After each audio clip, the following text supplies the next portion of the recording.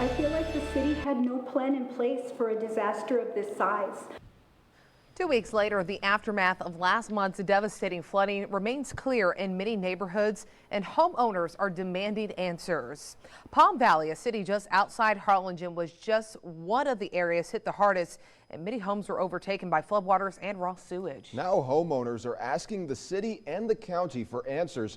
CBS 4 Santiago Caicedo is live in our newsroom. And Santiago, what are officials telling you?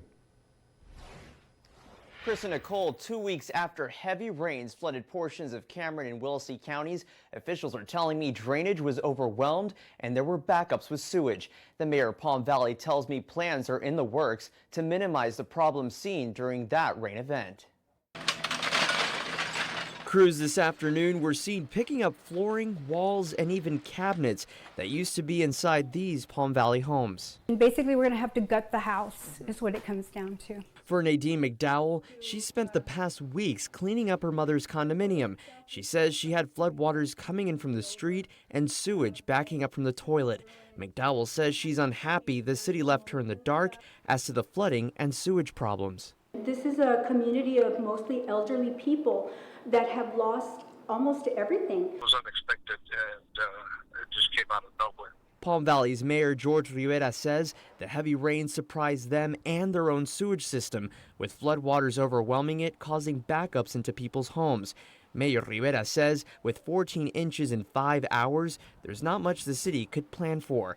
But he is working to revisit why the floodwaters stayed in the streets for a longer period of time.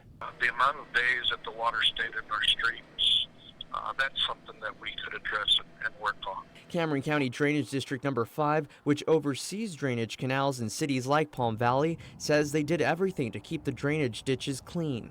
Our drainage ditches are the lowest places around. So if our ditch is full, there is no place for the water to go. Alan Moore, manager for the drainage district, says nearby canals from another drainage district that go to the floodway were overflowing into his district, causing flooding in Palm Valley. That system was overflowing, crossing Tam Lane, and kept feeding ours that we never could drain, like the north end of Stewart Place Road, Stewart Place and Wilson. For McDowell, whose mother does not have flood insurance, she's thinking about a legal route depending on what the city decides to do with their drainage. Our game plan is just to try and do the best we can with what we have and just try and put the house back together so Mom can have a place to live again.